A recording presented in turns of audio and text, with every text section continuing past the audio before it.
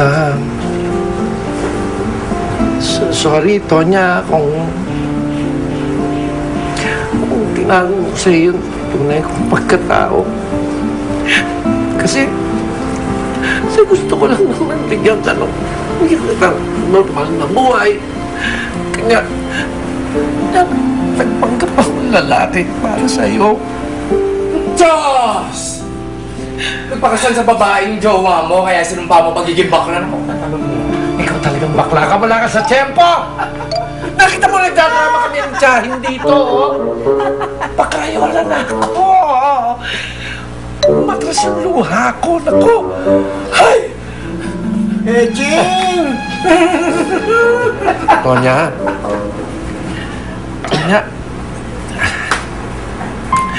kahit ba ganito ko, tatanggap mo pa rin ako. Ha? Uncle, Auntie, maski ano ka pa, kahit nga pala kakay, tatanggapin kita kasi mahal na mahal kita. Ay, naku. Tonya, mahal na mahal kita. Alam mo yan. Alam mo yan, Iha. Mahal na mahal kita. Uy, bakla! Camera, kukunan natin! Dali mo, kukunan natin! Uy, kayong dalawa. Kung tapos na kayo mag-emoji, pwede ba pag-usapan na natin yung problema niya? Hindi, yun na nga kasi sinasabi ko sa'yo, hindi ba? Ito pumangkin ko, napagpintangan doon sa amin. Pinahanap kami ng mga pulis, ng mga kagang, at hindi lang yon. Yung napakawalang yan, yung deadly sunny boy na yun, na talagang deadly siya. Isipin mo, eksena namin, ang aming scene, may I shoot? Pong! Pong! Pong! Pong! Pong! Ah! Ako, run! Run! Ay, ang beauty namin sa dumpster! Ay, Diyos ko! Movie action! Ang galing-galing! Anong piling mo nung oras na yun? Ikaw si Van Damme? Gaga-girl ako!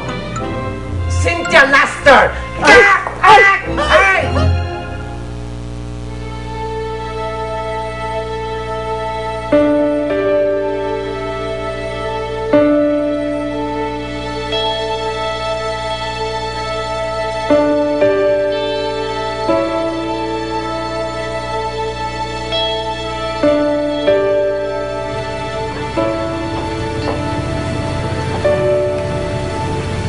Nikki, salamat Saan? na nandito ka.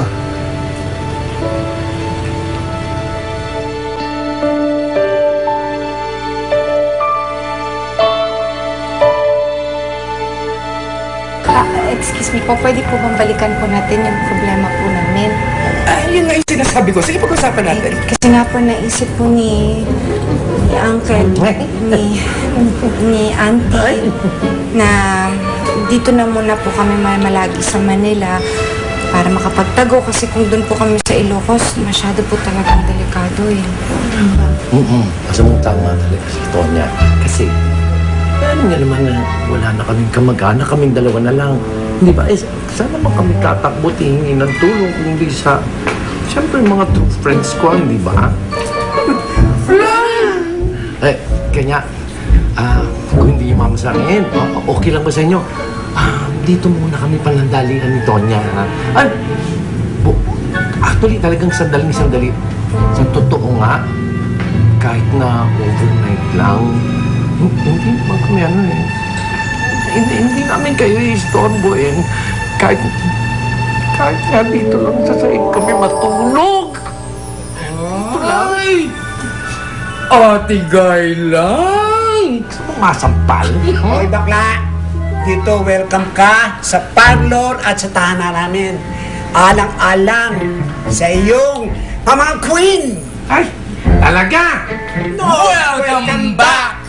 Buo na ulit ang Soft Drinks Beauty